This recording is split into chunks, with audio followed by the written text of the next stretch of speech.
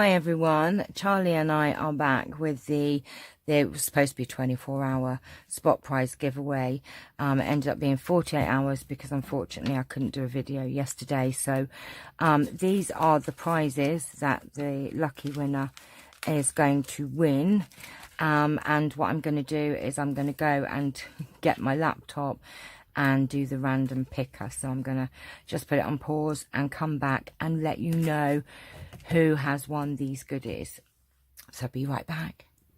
Hi everyone. Okay, I am back with my random YouTube comment picker, and I've put the URL in for the giveaway, and we're going to see who is our winner. So are you ready? Let's go.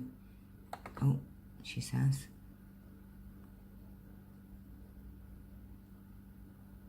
And the winner is Tracy Dale. So well done, my lovely. If you'd like to email me at craftfairyfreebies@gmail.com, those lovely things will be on their way to you. Thank you to everyone who took part.